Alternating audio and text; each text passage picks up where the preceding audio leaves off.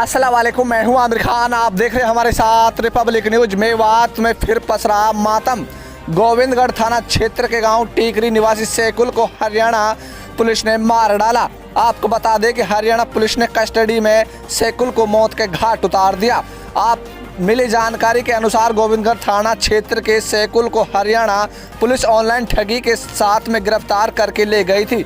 Haryana police ने सैकुल को 10 दिन की पीसी रिमांड लिया था, लेकिन पीसी रिमांड के दौरान सैकुल की मौत हो गई। जब यह खबर प्रकाश में आई तो क्षेत्र में सनसनी फैल गई। इसी को लेकर मेव पंचायत सदर शेर मोहम्मद ने बताया कि गोविंदगढ़ से 10-15 लोग जिस थाने में घटना हुई उसी थाने के लिए रवाना हो रहे हैं और वहां जाकर पूरे घटनाक्रम की जानकारी लेंगे।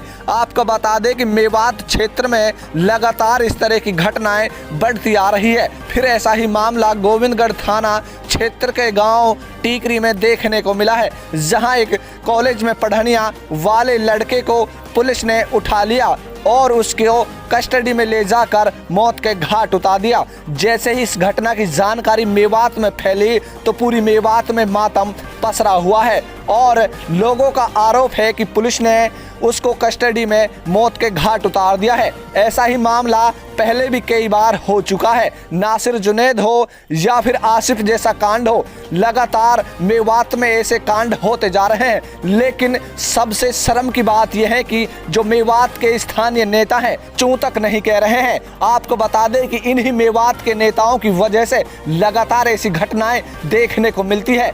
आपको बता दें कि पूर्व में भी नासिर जुनैद जैसी हत्याकांड मामला हुआ था तो अभी तक भी कोई आरोपी गिरफ्तार नहीं हुआ है। इसी को लेकर आज फिर एक बड़ा कांड हो गया है। सैकुल को पुलिस ने कस्टडी में मौत के घाट उतार दिया है। परिजनों का सीधा आरोप है कि पुलिस ने जबरन उसको उठाकर लेकर गई और उसको रिमांड में ले जाकर मौत के घाट उतार दिया। और फिर पुलिस का फोन आया, अपने सैकुल से आप मिल लीजिए। तो रिश्तेदार वहां पर पहुंचे तो सैकुल वहां पर मृतक अवस्था में मिला।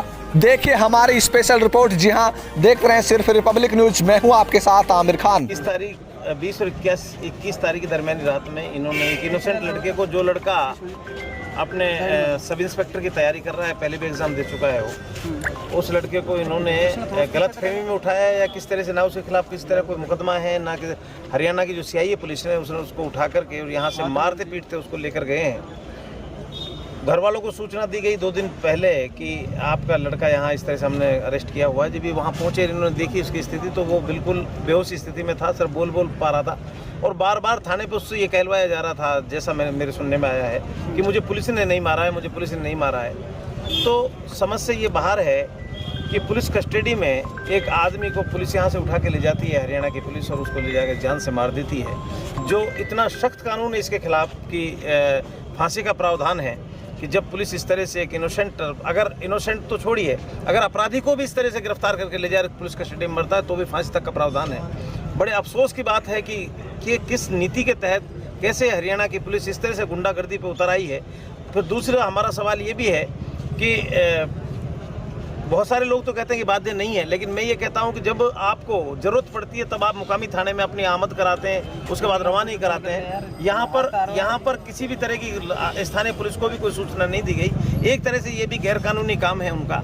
और अब हम लोग यहाँ से जा रहे हैं और जा कर के अभी मुकदमा दर्ज कराएंगे। मुकदमा दर्ज करा के फिर हम देखते हैं कितनी उसका मेडिकल होगा। मेडिकल में पता चलता है कितनी चोटें। वो तो हष्टपुष्ट लड़का था, जो अलवर से आ रहा था, चलकर बाइक पे बैठकर आ रहा था। उसको किस लिए ये लेकर गए, क्या उसके ऊपर जुर्म साबित किया है, अभी हमारे पास सूचना मिली है। जैसे हमारे स्थानीय अधिकारियों से बात हुई है, SP साहब से मेरी बात हुई। SP साहब ने मुझसे कहा कि भाई उन्होंने उसको 20 तारीख को रिमांड पर ले लिया था। भाई रिमांड पर तो ले लिया था, लेकिन उससे पहले मैंने SP साहब को पूछा कि साहब उनसे मंगवाइए ना आप सबूत कि अगर उस लड़के के खिलाफ कोई मुकदमा दर्ज है, या वो लड़का उनका वांटेड है, या वो लड़के को गिरफ्तार करने आए हैं कि भाई ये लड़का हमारा मुलजिम है, तो हम मान लेंगे कि चलो ठीक है वो मुलजिम था। मार मुलजिम को भी नहीं सकते, फिर दूसरे तरीके से बात करेंगे। लेकिन इस लड़के के खिलाफ किसी तरह का कोई जुर्म नहीं किया, इसने कोई गलत काम नहीं करता, पढ़ा लिखा लड़का, बड़ी मुश्किल से हमारे समाज में लोग पढ़ पाते हैं, और कोई लड़का पढ़ पाता है तो उसको जो पढ़ के अपनी नौकरी की तैयारी करता है उसको इस तरह से मारा और काटा जाता है। ये और वो भी सरकार के आदमी, सरकार के नुमाइंदे, अगर सरकार के अधिकारी कर्मचारी ऐसा काम करेंगे, पुलिस के लोग ऐसा काम करें, तो इससे बड़ी बुरी बात और इससे निंदनीय बात कुछ हो नहीं सकती। लगातार पुलिस ये कह रही है कि वो साइबर ठगी का आरोपी है, हरियाणा पुलिस कह रही है वो साइबर ठगी का आरोपी है। मैं ये कहता हूँ, मैं बार बार एक बात को कह रहा हूँ, आपके माध्यम से भी कहना चाहता हूँ, और पूरा मीडिया में ये हमारी खबर जानी चाहिए। अगर वो पुलिस वाले ये कहते हैं वो साइबर ठगी का अपराधी है, तो उससे पहले का जुर्म उसके खिलाफ बता दें, या उसके नाम कोई एफआईआर दर्ज बता दें, या इस जिस एफआईआर में उसको अनुसंधान में इन्होंने मुलजिम माना है अब।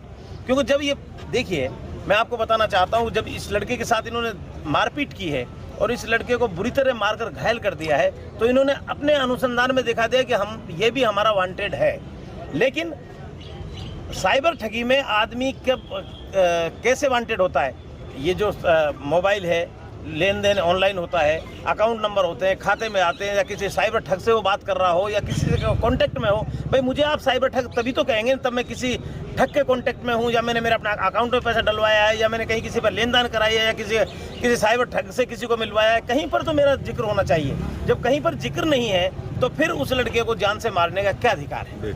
साइबर के नाम पर यहाँ पर अलवर जिले में भी और भरतपुर में भी हाल ही के दिनों में बहुत ज़्यादा पुलिस ने दबिश दी और घरों में भी तोड़फोड़ की थी। आपसे पहले आप भी खुद दोंगड़ी में एक मामला था, आप खुद आए थे।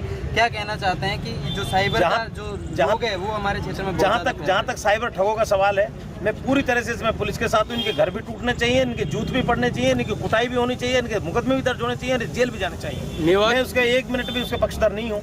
मैं तो इस चीज़ का हूँ कि इनोसेंट आदमी को एक साइबर ठग की आड़ में आप एक इनोसेंट आदमी को, एक पढ़ने लिखने वाले बच्चे को अगर मारते हो, मैं उसका विरोधी हूँ। मेवात क्षेत्र में आए दिन ऐसी घटनाएं हो रही है, इसके लेकर क्या कहें? अकेले मेवात क्षेत्र से इसको मत जोड़िए, अकेले मेयो कम्युनिटी से मत जोड़िए। अभी इसमें भी जो नाम आ रहा है, एक धोड़ा नाम का लड़के का नाम आ रहा है, वो मेयो नहीं है। एक गोविंद का नाम आ रहा है, वो मेयो नहीं है। एक नरेंद्र है, वो मेयो नहीं है। ये इकलौता लड़का उनके बीच में जो इनोसेंट है 100% ये मेयो है।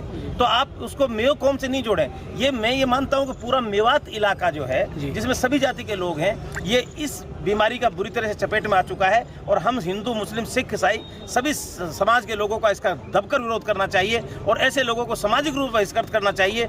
ये हमारे लिए, हमारे इलाके के लिए, हमारे समाज के लिए बहुत बड़े नुकसानदायी हैं। हरियाणा में ही नासिर जुनैद की हत्या हुई थी और अब हरियाणा पुलिस की कस्टडी में सैकुल को मार दिया गया है, जैसा कि परिजन और आप आरोप लगा रहे हैं। क्या वास्तव में सैकुल की हत्या पुलिस के द्वारा की गई है? क्या मानते हैं आप? हरियाणा पुलिस बेलगाम है, हरियाणा पुलिस गुंडागर्दी पर उतरी हुई है। हरियाणा पुलिस का जहाँ तक सवाल है, मैं बताता हूँ कि नासिर जुनैद की तो गुंडों ने हत्या की थी, लेकिन पूरी तरह से पुलिस का संरक्षण उनको प्राप्त था। यहाँ तक कि मैं तो हमारी पुलिस से कहना चाहता हूँ कि बहुत इनको जवाब देने का बहुत अच्छा मौका था। जब नासिर जुनैद के हत्यारों को पकड़ने के लिए हमारी गोपालगढ़ की पुलिस जाती है, राजस्थान की पुलिस जाती है, तो वहाँ की पुलिस झूठा उनके खिलाफ मुकदमा दर्ज कर लेती है। इनको भी इनके खिलाफ तत्काल कम से कम इतना तो बनता ही है कि आपने हमारे यहाँ आमद और रवानगी नहीं दिखाई, तो आप किस आधार पर हमारे उसको ले गए। और मैं अभी आला अफसरान से बात भी कर रहा हूँ, मेरी आईजी साहब से बात हुई, मेरी एसपी साहब से बात हुई, मैं सबसे बात भी कर रहा हूँ। मैं कह भी रहा हूँ कि आप लोग क्यों नहीं इनको इस तरह का जवाब देते। जब हमारी पुलिस गुंडों को पकड़ने जाती है, हत्यारों को पकड़ने जाती है, जो इतने बड़े अपराधी हैं उनको पकड़ने जाती है, हमारी पुलिस के खिलाफ झूठा मुकदमा दर्ज कर ले, तो आप क्यों नहीं दर्ज करते? क्यों इतनी शराफत दिखा रहे हो? क्यों इतनी शालीनता बरत रहे हो इनके खिलाफ? ये भी हम बात कर रहे हैं, क्योंकि इन्होंने ये अपराध किया है और अपराध यहाँ से उठा करके लेकर के गए हैं। लेकिन क्योंकि कानून के हिसाब से उन्होंने जाते ही उसको अरेस्ट दिखा दिया, तो इसलिए हमारी पुलिस यहाँ की इसमें कमज़ोर पड़ गई कि भाई उन्होंने मुलजिम को अगर 1-2 दिन रोक भी लेते तो भी उन्होंने सेम डे जाकर के उसका रिमांड ले लिया। अब रिमांड लिया है, जब ये भाई जब तो स्वस्थ होगा ना वो, फिर पुलिस कस्टडी में कैसे मरा, इसका जवाब हमको चाहिए, वहाँ की पुलिस से चाहिए, और भारतीय जनता पार्टी की सरकार से भी चाहिए, भारतीय जनता पार्टी के नुमाइंदों से भी चाहिए, और भारतीय जनता पार्टी की जो वकालत करते हैं उनसे भी चाहिए कि आप लोग एक इंसान की कीमत को कुछ नहीं समझते, इंसान को इस तरह से मार देते हो। इसका जवाब दीजिए कि आपकी पुलिस इस तरह से वैसी बनी हुई है, आपकी पुलिस इस तरह से गुंडागर्दी पर उतरी हुई है। आखिरकार गुंडागर्दी कब तक चलेगी? अब आगे की रणनीति आपकी क्या रहने वाली है? क्या अभी फरीदाबाद जाएंगे, क्योंकि हमारे यहाँ का प्रकरण ये नहीं है। उन्होंने उनको अपने अनुसंधान में मुलजिम माना है, वो झूठा माना है, वो सब क्योंकि अपने बचाव के लिए। ये आप लोग भी जानते हैं, हम भी जानते हैं कि कई लोग क्या होता है कि पुलिस पकड़ने आती है और निर्दोष लोग जब उसमें पकड़े जाते हैं तो विरोध भी करते हैं। फिर